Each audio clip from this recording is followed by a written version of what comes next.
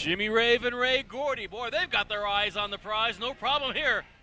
The prize being, of course, the Wildside Heavyweight Championship, ably worn by the genetic specimen Onyx. The winner of this matchup meets Onyx for the gold at Hardcore Hell 2004.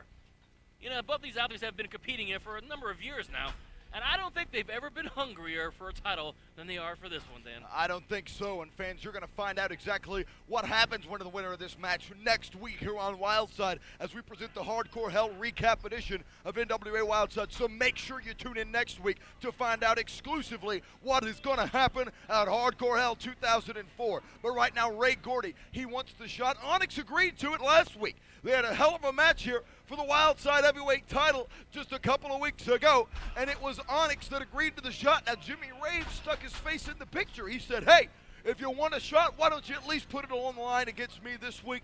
Gordy's a fighting man. He agreed to do that, certainly a man of honor, and now we've got one hell of a wrestling match on our hands, Steve. That we do, and we're talking about, too, you mentioned Ray Gordy. Let's not discount Jimmy Rave by any stretch of the imagination. Jimmy Rave, presently, as we tape this, is still the Iron Man champion of Combat Zone Wrestling, a man who is in demand from Ring of Honor, the man who is in demand, and the thing with CZW coming, I believe, touring Italy now, this is the international man. Jimmy Rave, the original XTC, and a man who is really in demand now internationally, and a man with so many wrestling gifts, and interestingly, many of those gifts have come up very interesting contrasts and styles against Ray Gordy, and I'm kind of curious to see how these two styles mesh here tonight on Wildside. A lot of mat wrestling here to start this one out, and both men very, very talented when it comes to this piece of the game. Both amateur standouts. Side headlock here applied by Gordy. Gordy definitely has the power advantage. He's dynamite in a box. He's certainly not a big man, but he is a very, very stout and a very powerful man. Now, Jimmy Rave's trying to fight the power of Gordy, and he is going toe-to-toe, but as you see, Gordy, the more powerful, sitting him down. Up and over goes Gordy. Hip lock takeover, counter there by Gordy. Arm drag did not counter, and another. And Jimmy Rave applies the arm bar. On those deep arm drags, I tell you, they do their share of damage, particularly to the shoulder. Oh boy, just tearing away at ligaments, tearing away at tendons. Oh, it's a most unpleasant experience. I've just discussed with a number of professional athletes. That's like one of the moves that they fear the most, that they dread the most in the rings of professional wrestling.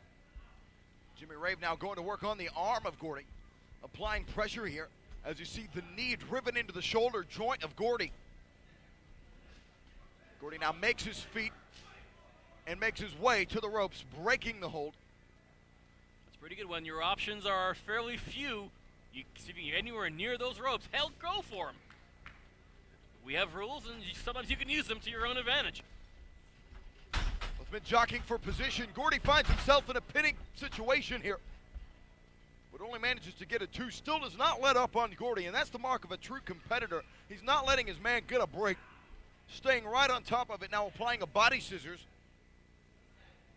And initially with a full Nelson, I tell you, imagine what a full Nelson from a Gordy has got to feel like. Oh, boy. I can tell you it didn't feel good 10 and 20 years ago, and I'm sure it doesn't feel good now. I'm talking about any Gordy. There, as you see, nice counter by Jimmy Rave. Gordy had the leg lock submission there, and now Rave applying pressure to the ankle joints. Very interesting. Yeah. Once again, Jimmy Rave saw an opportunity. And the crowd showing their appreciation for this incredible exhibition. So many powerful wrestling maneuvers and counters from two of the athletes who might be at the top of their game right now. They're still in the infancy of their career, too. That's a lot of cliches. Forgive me all that, but we're rather excited over Ray Gordy and Jimmy Rave duking it out for the ultimate prize here at Wildside. Pin attempt from Rave, no go. I thought about maybe a full Nelson from a Gordy that wouldn't hurt all that much. If Barry Gordy did that to me, it wouldn't. You don't know who Barry Gordy is? No. No, okay. You're so young. And you and You're Bill so Barons young. are the only ones that do. Two count. The pinning combination yet again, but still no concession here by either man. with the lockup again, but Rave now countering, going to the behind of Gordy with a hammerlock. Looking for a way out. Drop toe hold is the key. Floats over into a front chancery. If there's a distinct advantage here, although obviously the power game clearly belongs to Ray Gordy, I think in every other respect, I think you got to give the Duke to Jimmy Rave. Gordy heading up to the top turnbuckle, not something he does all that often. Oh, picture perfect senton right on the original XTC. And only a 2 count. Oh, I thought Rave was toast there.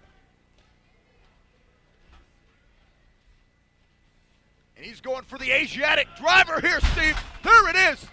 The Asiatic driver. He's looking to put Rave away. No. And Rave able to roll the shoulder.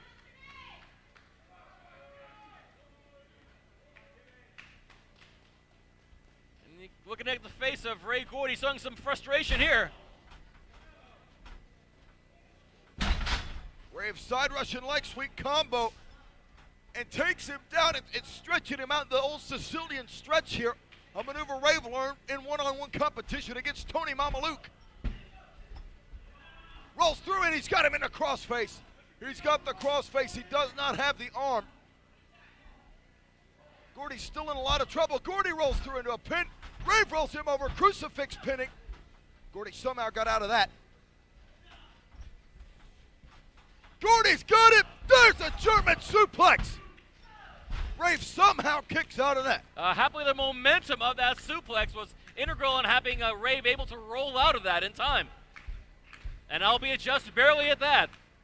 You bring up an interesting point when you're talking about what Jimmy Rave picked up from a former opponent, one Tony Mamaluke. Frankly, the stuff that you pick up from your opponents has got to be key in any professional wrestler's arsenal.